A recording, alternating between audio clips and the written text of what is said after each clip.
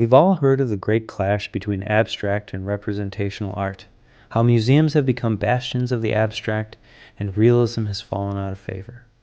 Here we have several paintings hanging right next to each other at the North Carolina Museum of Art that seem to illustrate this monumental conflict perfectly.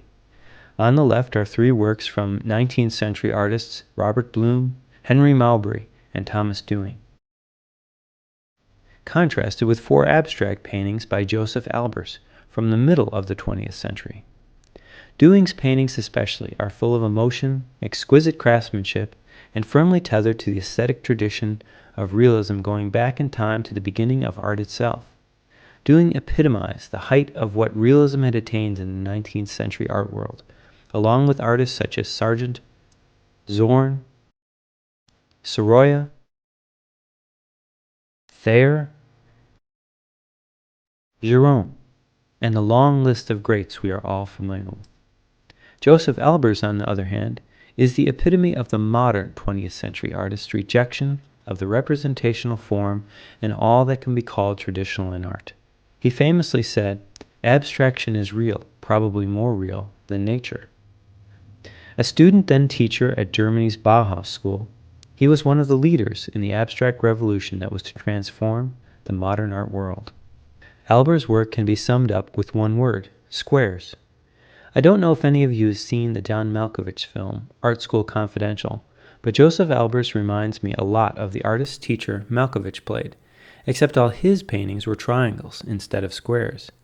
You can see one of his works in the background. One of my favorite lines in the film was when John Malkovich brags to a student that he was, quote, "one of the first to paint triangles, you know." So there you have it, out-of-date realism versus cutting-edge abstraction.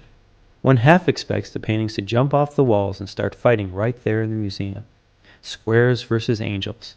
Certainly, to judge by the vitriol on both sides of the artistic divide, one would expect no less. Continuing on through the museum, this all-out battle seems confirmed by one abstract work after another in the 20th century section of the museum. Most include pretentious and, to my mind at least, ridiculous explanations to go with them. Here's one example among many. Titled Blue Panel, painted in 1980, quote, "Ellsworth Kelly reduces art to an essential geometric form to create an object that queries the definition of art and art making. His panel paintings are never just simple forms. The geometry is always skewed or irregular, and the shapes are inspired by chance encounters with the everyday world, an open door or window, a shadow cast by a tree, the spaces between things. In Kelly's hands, a painting becomes a sculptural form with volume and substance, and the architectural space around it becomes part of the work. As he explains, by removing the content from my work, I shifted the visual reality to include the space around it.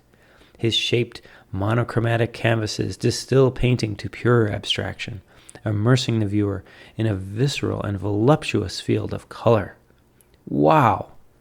Well, I don't buy it, but one has to admit that he has put a lot more effort into crafting the explanation of the painting than in creating the painting itself. And the proof of his genius is that he's hanging in a world-class museum run by experts with impressive degrees in art history, art theory, and far more qualified than me to say what is a masterpiece worthy of spending public funds to acquire and display. But if that's all there is to it, either you are an out-of-date realist who just can't understand the shifting of visual reality to include the space beyond the bounds of the canvas, or a modern abstractionist who has progressed beyond realism in the same way the Bronze Age supplanted the Stone Age, then there really isn't much to talk about. How can one really argue that one is better than the other when they are so completely different? Surely all of it comes down to a matter of opinion and taste. Some people like angels, some squares. Simple as that. Unfortunately, this has turned out to be a very short slideshow. I guess we can all go now. Except that, as I continue on through the North Carolina Museum of Art's modern wing, I must point out a few problems with this oft-repeated truism of abstract versus realism. What about this painting on the right by Susan Rothenberg, for example? Surely those are arms and hands, and maybe even an eye. And what about this painting by David Park? or this one by Carl Schmidt Rottluff. In every major museum's modern section, one can see numerous examples of paintings that are recognizable as something in the real world, and thus, in a strict sense, representational. How can this be? Have we been lied to about the divide between realism and modern abstraction? What is going on here? In comparing the representational works in the modern section to the realist works in the earlier centuries of art history, one is struck by how poorly executed the modern works seem in contrast. The drawing is all off, the technique utterly amateurish, and even the abstract sense of design and color are way below the level of all but the earliest works of the past.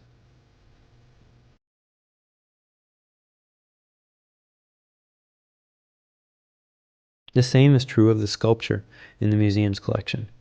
Compare these works by Rodin with the 20th century work in the museum's collection.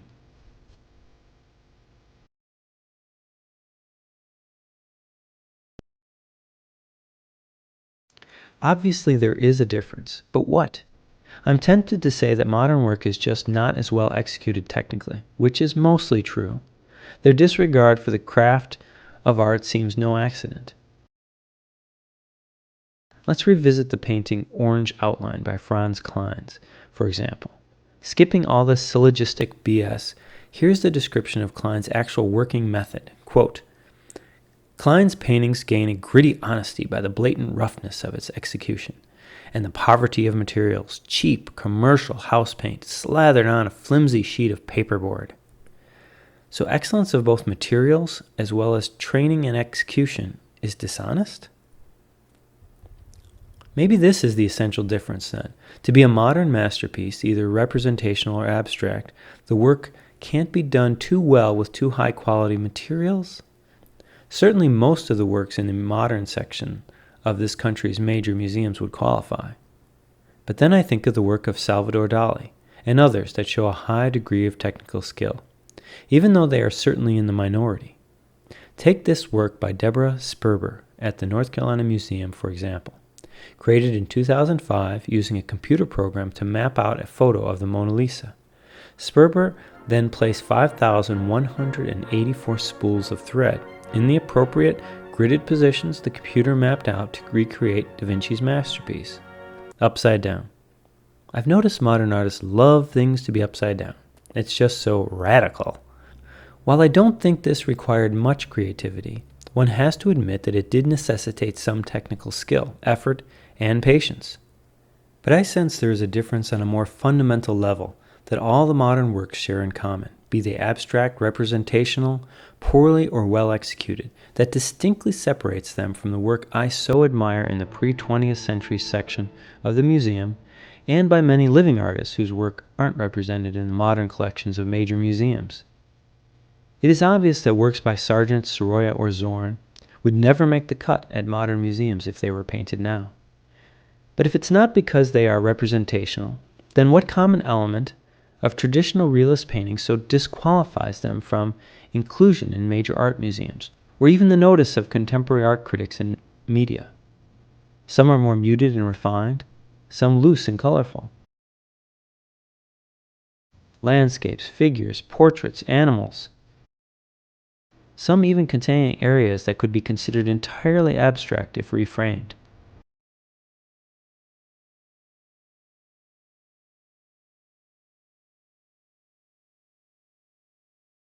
Despite this variety, some quality unifies them for exclusion, just as something else unifies the diverse modern works so acclaimed by critics and museums alike.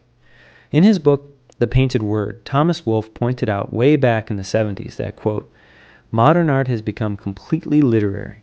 The paintings and other works exist only to illustrate the text. Wolfe quotes the New York Times art critic Hilton Kramer when he writes, given the nature of our intellectual commerce with works of art, to lack a persuasive theory is to lack something crucial.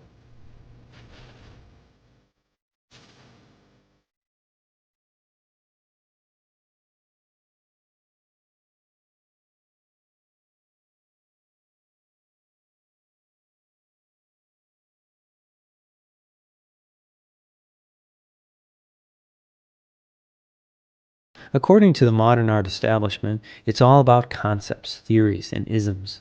Fauvism, futurism, cubism, surrealism, minimalism, abstract expressionism, orphism, suprematism, Dadaism, vortism, and on and on. Never repeat an ism, or you are old and outdated. Maybe that's what we're missing then. A theory and an ism. Well, I was a master of making things up to get through high school essays, and with a thesaurus, I should be able to come up with lots of obscure and impressively long words to go with one of my paintings. Why not take the bull by the horns and call my new art movement and theory BSism? But this explanation still seems incomplete. Even with zero knowledge of the theories behind the modern paintings, it's obvious that there is something different on a purely visual level from the masterpieces of the past. But if it isn't realism, craftsmanship, or even theory, then what? Walking to the 19th century wing of the North Carolina Museum and standing before Bouguereau's masterpiece, the contrast with the works in the modern wing is stark. What has so changed in the art world that paintings like this are no longer considered great? As I stood there, a group of teenagers came to a stop in front of the painting and stared at it with awe. "It's like beautiful," one of them said in a whisper. The others nodded, actually speechless. I found this reaction extraordinary, coming from a generation that is so bombarded by far more technologically flashy and risque displays that one might expect a nude painting from 100 years ago to seem dull in comparison. But something had bridged the gap of time, language, and culture to strike a chord in these teens. It's like beautiful.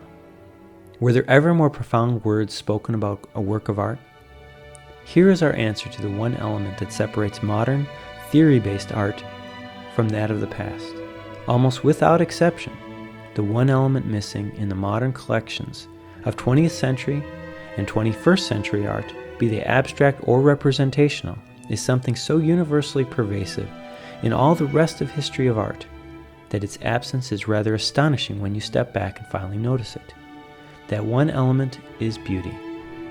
Aesthetically pleasing, uplifting, awe-inspiring beauty. Those teenagers recognized it in the Bouguereau painting in an instant. They didn't need a master's degree in art history, didn't need to read the explanation of the painting to feel its emotional power. Aesthetic beauty, while rare, is self-evident. Throughout history, many people have tried and failed to define what makes a work of art beautiful, to boil it down to a formula.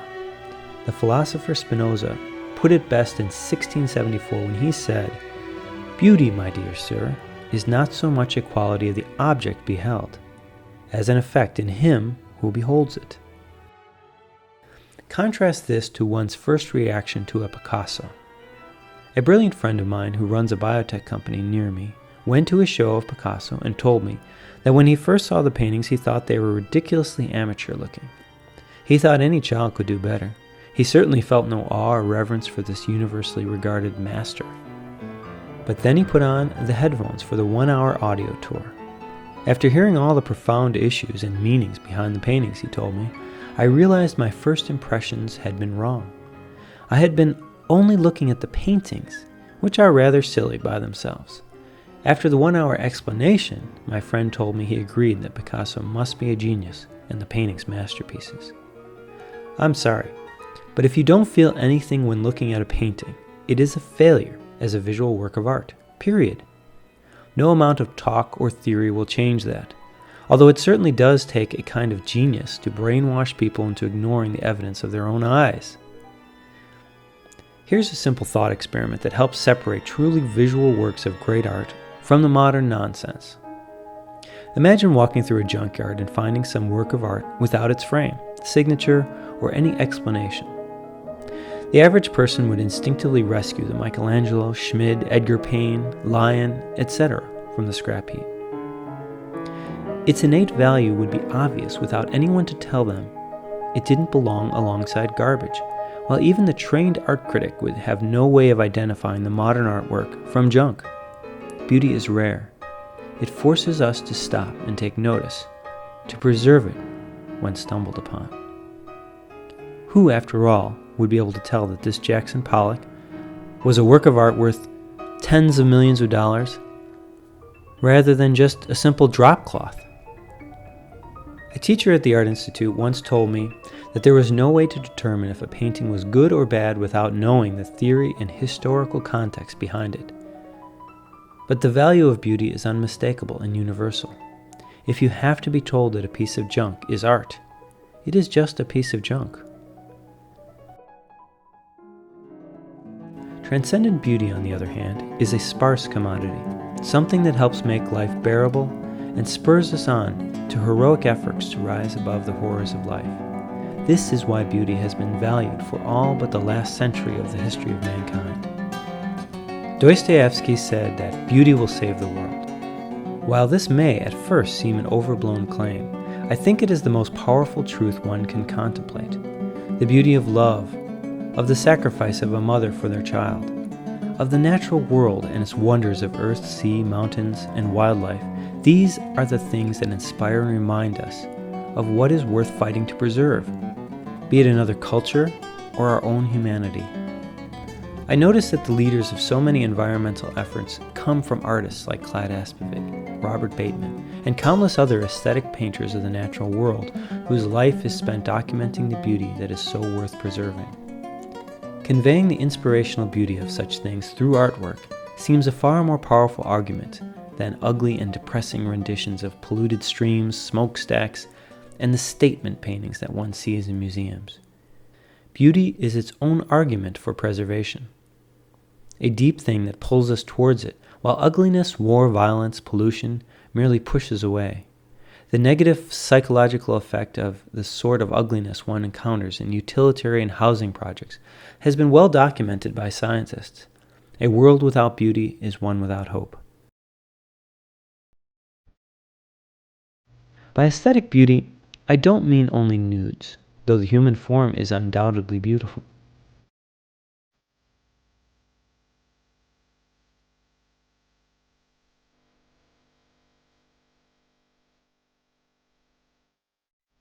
Or baby animals. Or children.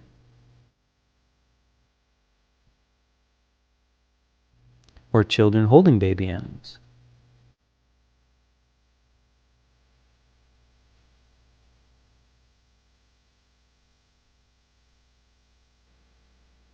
Or mountains. Pretty girls. Flowers.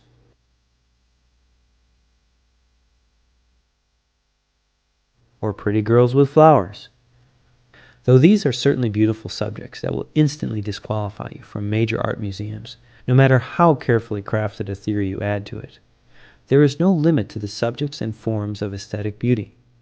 It can be seen in old faces,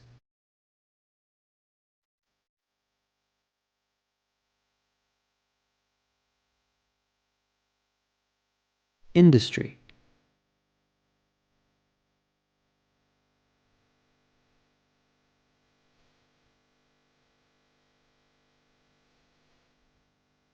and the most unexpected subjects imaginable. Sometimes it is merely the play of light itself on a simple object. Tragedy, and even death, can be painfully beautiful subjects in the right hands.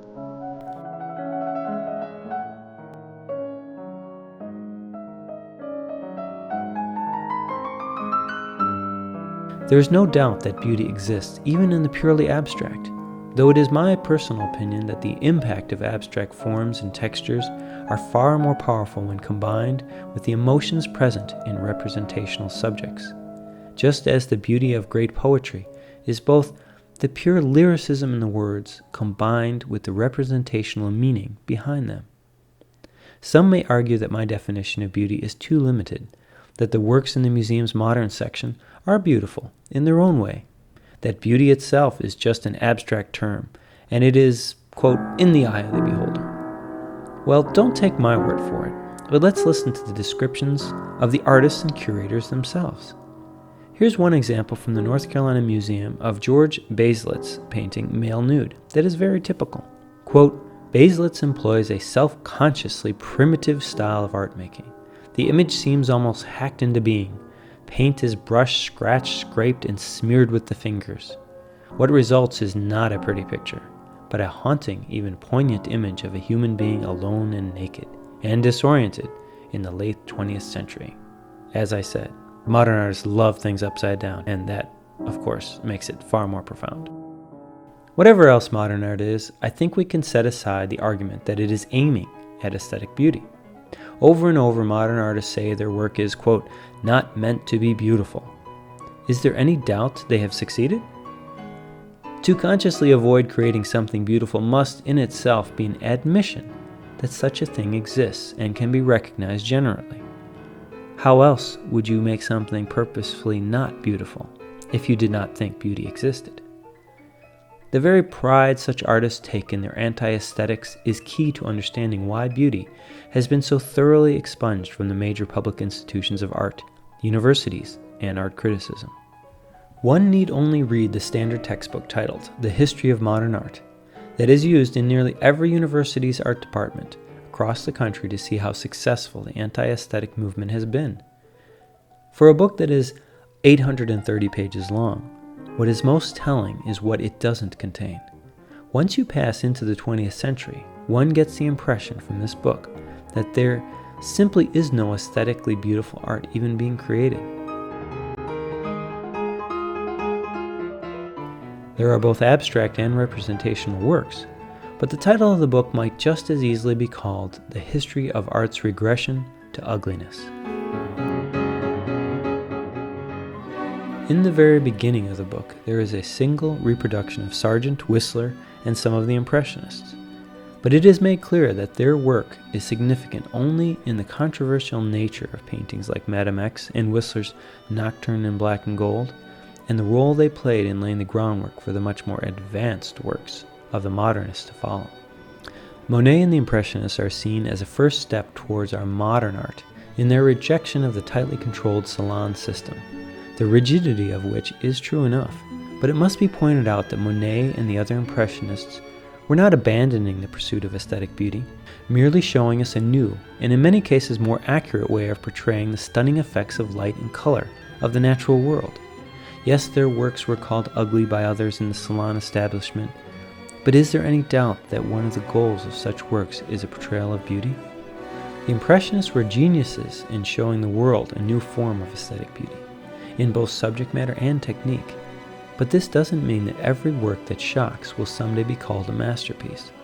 Unfortunately, the lesson was the rebellion itself, and soon the pattern of rejecting the past in ever-shocking ways to make headlines would soon become the crucial goal. Eventually, all that was left to rebel against was beauty itself, and modern art was truly born. For the most part, art students aren't even aware that an entire alternate history of art, a sort of aesthetic underground, has kept alive the principles of beauty and technical excellence during the past century of artistic madness. For each of the paintings reproduced in this book, one could show a masterpiece done the same year by an artist working under the public radar, selling their work, pursuing the age-old craft of aesthetic excellence, but essentially ignored by the artistic establishment, critics, and invisible to the larger society. I've had dozens of people with master's degrees from prestigious universities complain that they'd never even heard of artists such as Fesson, Blumenschein, Payne, Dixon, Steinke, or the countless other greats and even living artists of the modern era. Here's a quote from this Bible of modern art history that defines what is meant by modern art. Quote, "Modern art is understood here to include progressive trends in the visual arts from the middle of the 19th century to the present day." Notice the word progressive, meaning to improve, advance, surpass what has come before. According to such books, we have progressed far beyond the idea of aesthetically beautiful art for over 100 years. Therefore, anyone persisting in such a pursuit is regressive, which certainly disqualifies them from inclusion in the book by definition. The lonely exception in this 830-page book is 2 paragraphs on, quote, traditional realism, featuring Andrew Wyeth's painting Christina's World. Here is what the author says about such regressive art. Quote, "In the United States, a pragmatic preoccupation with material reality, with the old realism, so to speak, has been too deeply ingrained to die out. One can almost see the expression of disgust on the author's face at the stubbornness of the American public and such artists to dump their outdated notions of what good art should be. The author goes on to say that this painting is the most popular painting in the Museum of Modern Art in New York. Of course it is. It's the only painting of traditional aesthetic beauty there. Wyeth is a lonely exception to the rule, mainly because his name was already famous due to his father's fame in that bastion of traditional beauty, illustration, where many of the backward sorts of artists who refused to toe the modern line found refuge.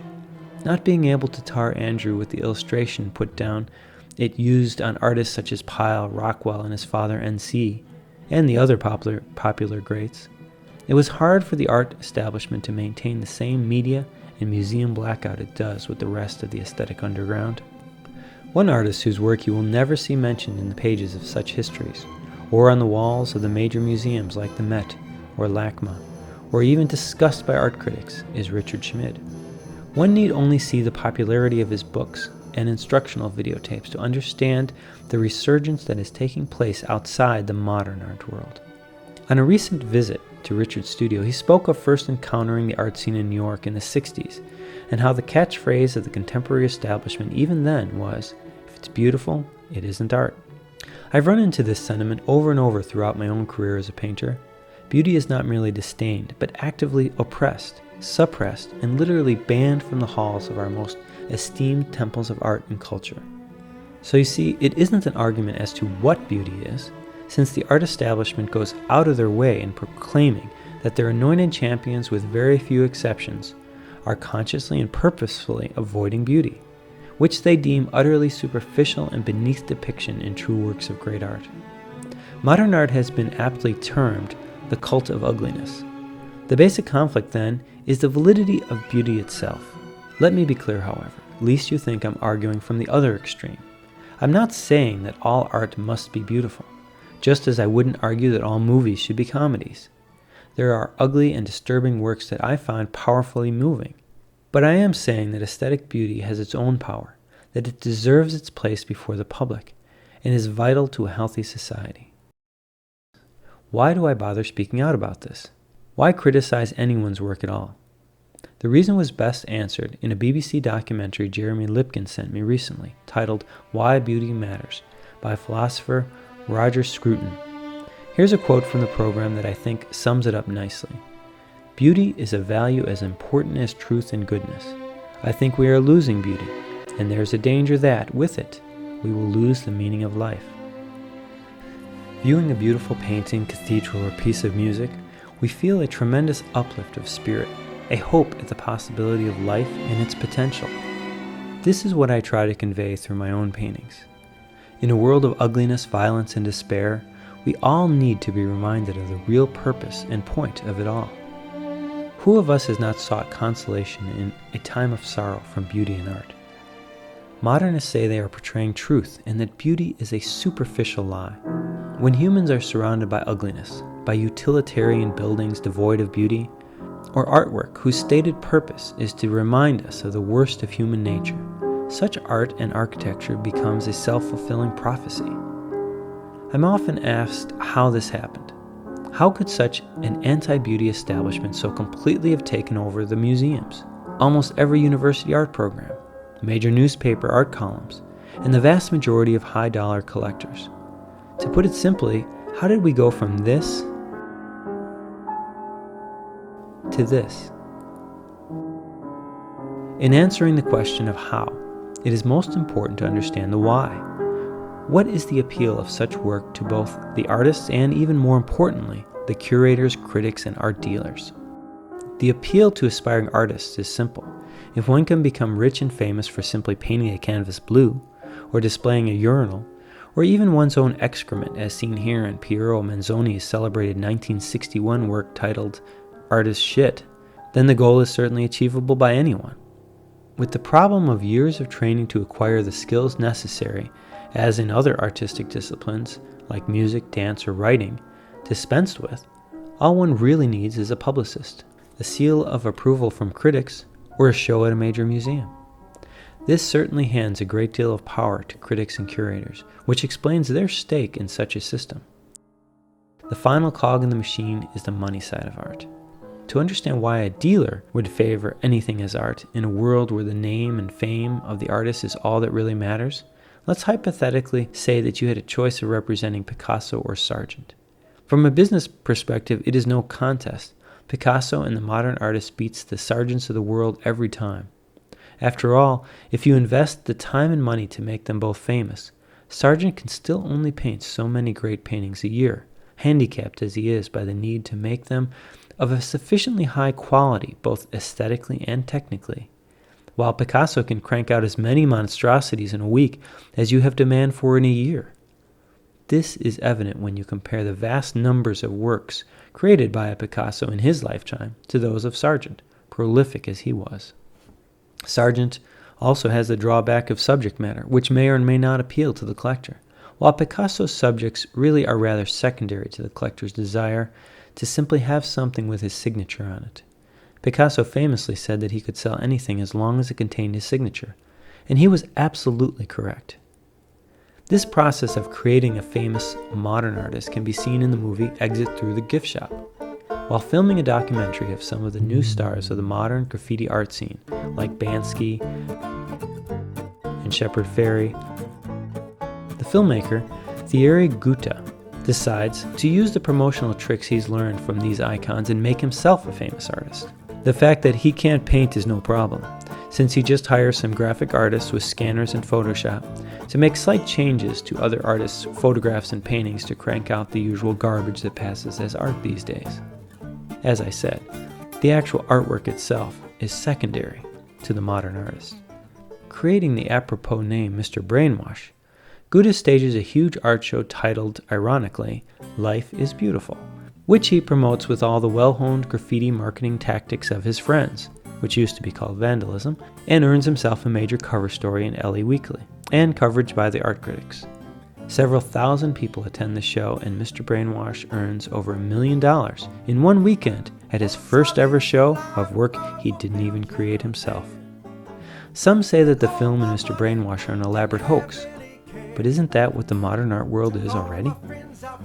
I often hear stories of how these modern masters of ugliness turned away from the easy money of painting pretty pictures to follow their rebellious heart and seek truth rather than financial reward.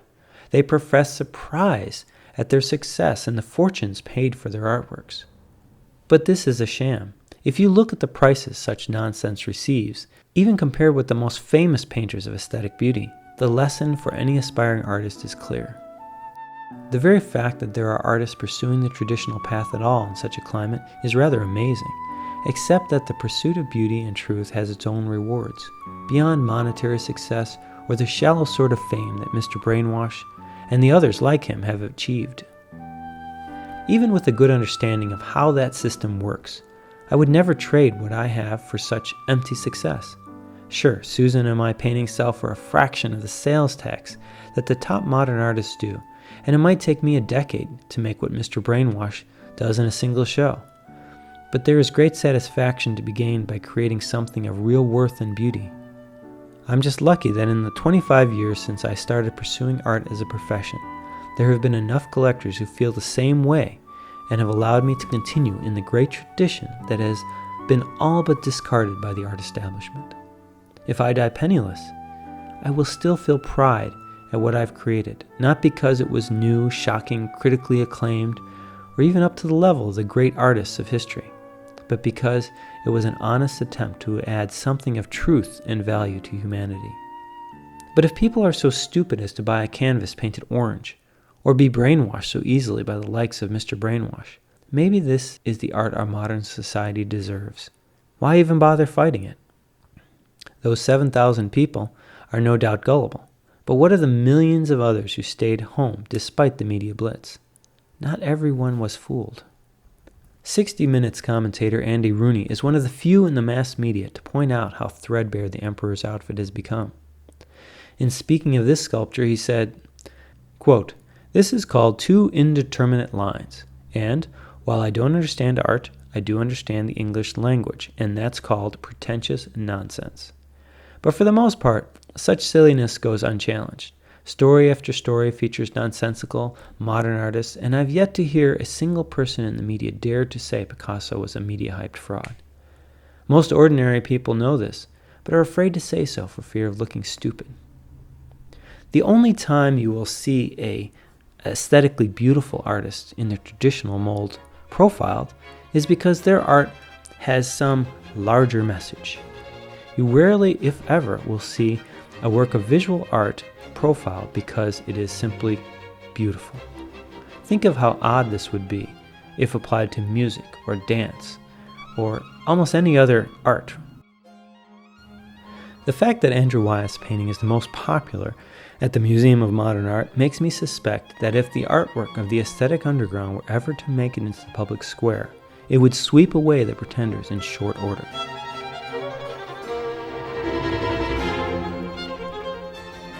This is what really frightens the heads of the art establishment the most.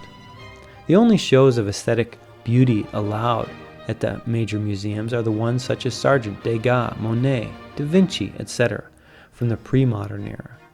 And it is no coincidence that they are the most popular. Even here in Laguna Beach, where I'm giving this talk, I observed the massive crowds that attended the Laguna Beach plein air painting events, far more than attend the quote contemporary artist shows at the museum. My favorite part was the quick draw, where kids from 50 schools throughout LA were given art supplies and a lesson from the professional artists and volunteers in the show. And despite this popularity, or maybe because of it, the museum never acquired works from any of these artists for their permanent collection, despite a decade of successful shows.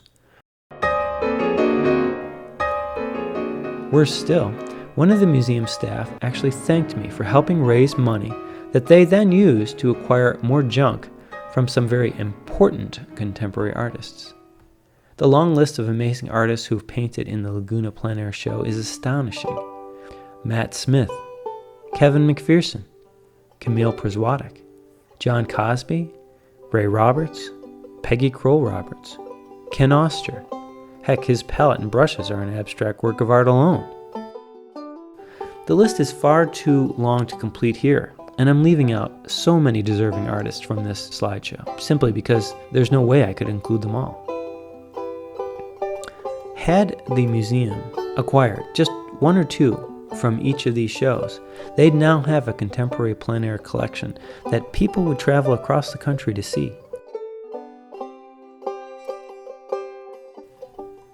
I'm certainly grateful that museums like Laguna are at least allowing such shows as this, though I suspect it is more out of a need to raise money than an actual reassessment of the anti-aesthetic tenets of modern art dogma that hold such works in contempt. What do you think the founders of the museum, artists such as William Wendt and Edgar Payne, would think of their museum's contemporary collection? One curator I mentioned this to seemed actually surprised that I would be offended or think traditional paintings worthy of museum acquisition, saying in so many words that traditionally beautiful work is merely commercial, while the museum's permanent collection is meant for art with deeper significance.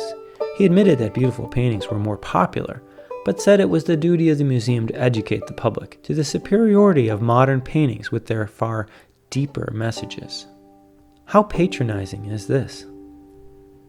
This reminded me of the painting Love in Springtime by Francesco Michetti.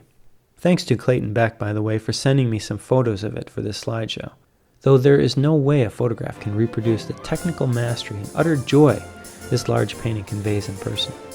I first saw this painting at the Art Institute of Chicago when I was a student at the American Academy of Art.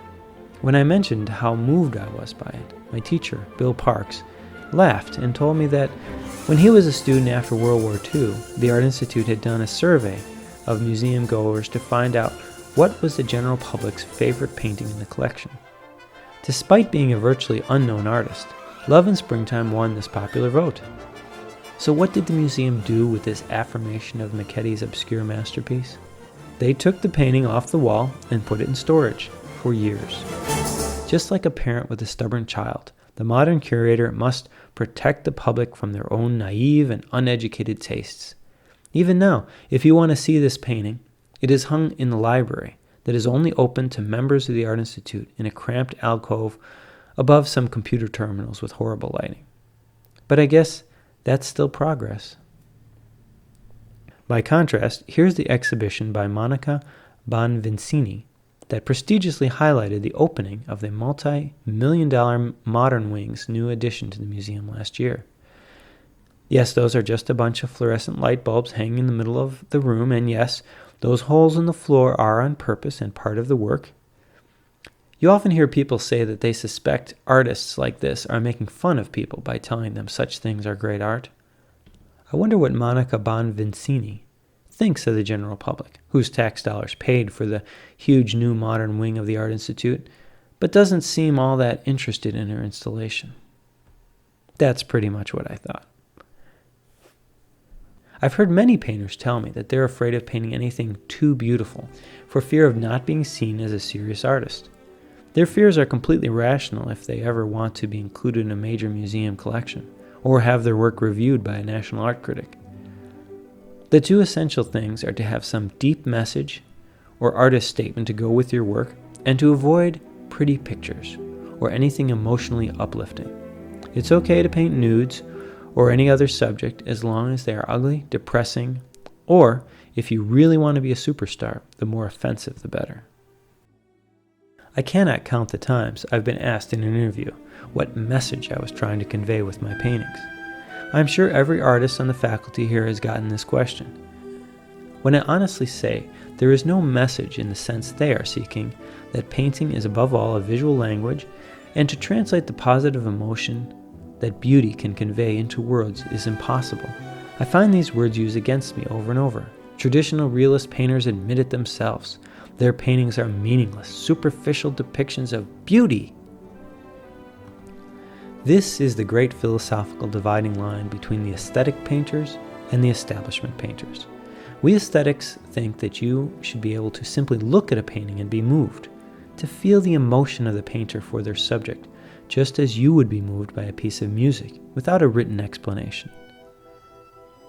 Each of these paintings are communicating in an instant a vast number of truths that could never be put into words. How could you possibly explain this painting to someone over the phone?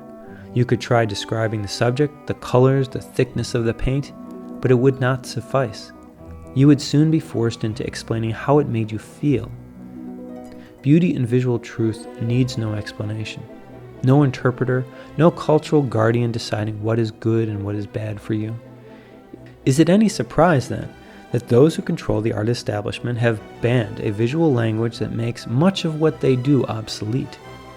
Beauty is the most serious threat to the power of the establishment, and it is treated as such, not by the use of force, but by a far more subtle means, by ignoring it.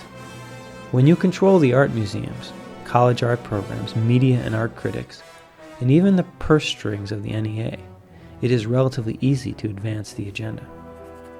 In a talk at LA's MoMA Museum that Jeremy Lipkin and Alexi Steele recorded for me, art critic Bennett Simpson observed, quote, "No doubt about it, positive reviews in the LA Times drive attendance. Negative reviews drive attendance as well." Reinforcing this point, Sharon Mizzota in the same discussion said, quote, "If we don't like it, we don't write it." This sums up the art critic and museum curator's power nicely. They know that their power lies in their total domination of what will be seen and heard by the wider culture.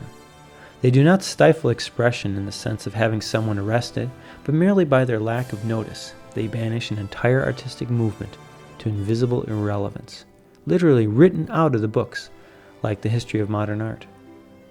The power to ignore is their weapon, and it has been wielded with devastating effect. The individual critic or curator will object that no one tells them what to write or like, that there is no conspiracy, but the system itself is self-selecting. From the time you enter a university art history program, your grades, then your employment, depends on your endorsement of modern art theory. Those who object are weeded out early, as anyone who has attended such art programs can attest. I have no doubt most art critics and curators honestly believe the nonsense they proclaim. Self-interest is a powerful motivation to believe, especially when you've been convinced that the age-old definitions of what art is no longer apply. And isn't it gratifying being among a select group that understands the deep intellectual mysteries that are beyond the less educated masses? Everyone should read Tom Wolfe's description of how Alfred Barr and Dorothy Miller from New York's Museum of Modern Art would set out each spring in the 60s to choose who would be featured in that year's show schedule and anointed the next genius of the avant-garde. The artist's job was to shock and otherwise do battle against the bourgeoisie middle class, from which they usually came, to be showered with money and fame from the upper class, many of whom were also recent emigres from the middle class and eager to prove their bona fides as elites. With a show at such museums a sure ticket to fame and skyrocketing prices, many a curator and critic made fortunes from their insider knowledge of who would be the next star. Modern art can be summed up thus: the rise of the art critic and curator with the subjugation of the artist. The distress that was obvious in the moment talk revolved around the fact that their domination of the means of production is ending. The artist is once again banging at the door and demanding admittance. Thanks to new mediums of mass communication like the internet. I laugh out loud every time one of these experts bemoan the fact that reviews are being done on the internet by people, like myself, who don't have the proper education necessary to understand art. I suppose this video is a prime example. The modern artist seeks to destroy the very ideas that elevate us above the materialistic world about us. Love and beauty become sick jokes in their hands, commercialized and mocked in the most distasteful manner. Is it any wonder that the general public ignores what most of the art museums vomit forth? Beauty is not useful in any material sense at all. Beauty is simply truth. The message of beauty is beauty. It is the ultimate circular argument, which is why you cannot argue it in words. It is a thing beyond us, a thing that hints at the divine. Indeed, many religions see beauty as proof of the existence of their particular god, while others have banned its representation altogether out of fear of such powerful competition. Listen to this quote from the Iconoclastic Council of 754 in Byzantium. Quote, "Supported by the Holy Scriptures and the Fathers, we declare unanimously in the name of the Holy Trinity that there shall be rejected and removed and cursed every likeness which is made out of any material and color whatever by the evil art of painters. Whoever in future dares to make such a thing, or to venerate it, or to set it up in a church or in a private house, or possess it in secret shall be anathematized and become liable to be tried by the secular laws as an adversary of God." Now how's that for the ultimate in art criticism? Bernard Madoff, Enron, maybe AIG? What was the greatest financial scam of the past century? Which did the most damage to our civilization? Surely, in my mind at least, the modern art establishment must rank near the top. Such art has become no different than a Ponzi scheme, or any other investment bubble, where the commodity itself means little, be it a flower, as in Holland's tulip bubble, a tech stock, or thousands of mortgages bundled together and purposefully meant to fail. When you see a Damien Hirst shark in a vat of formaldehyde sell for $300 million, then the next work for $500 million, it becomes obvious that people are buying and selling these things as investments, rather than for any artistic merit they may have. Bubbles are easy to spot by their unsustainably sharp price elevations, out of all proportion to the thing itself.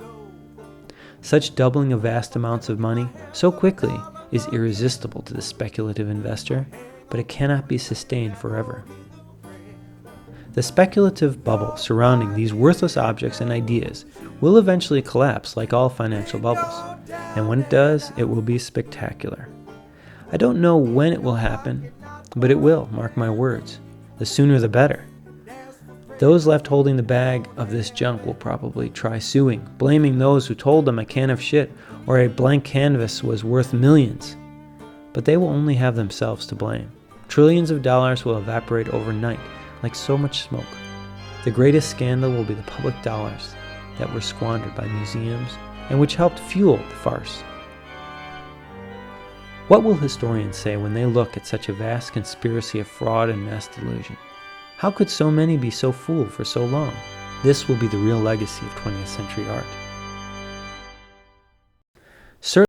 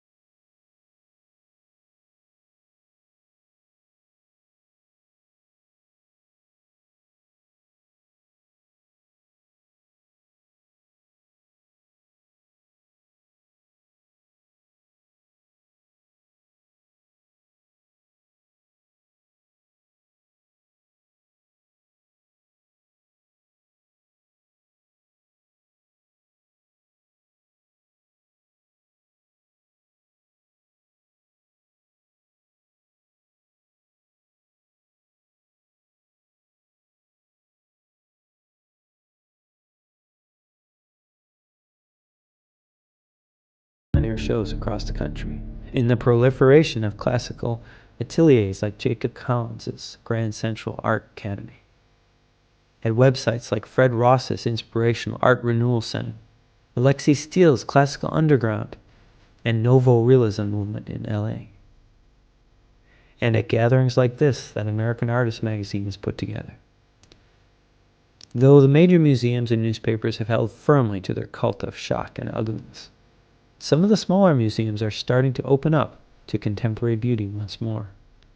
Modern art prides itself on being the anti-establishment rebel. But can one be seen as a rebel after 100 years of domination? Probably the most rebellious thing a museum curator can do these days is to have a show of contemporary traditional painters' work. But I don't really see the change coming from the top down. The almost cult-like brainwashing of the modern art establishment is just too firmly entrenched. Just think of all the people who own these monstrosities and their stake in propping up the system. No, I believe that the change will come from the ground up, like all revolutions, with the general public demanding control back of the hijacked institutions their tax dollars support. But there have been predictions of the fall of the modern art establishment almost since its inception, so I'm cautious in predicting its imminent fall now. But hope and beauty springs eternal. So I feel confident it will happen someday, be it years, decades, or even centuries in the future.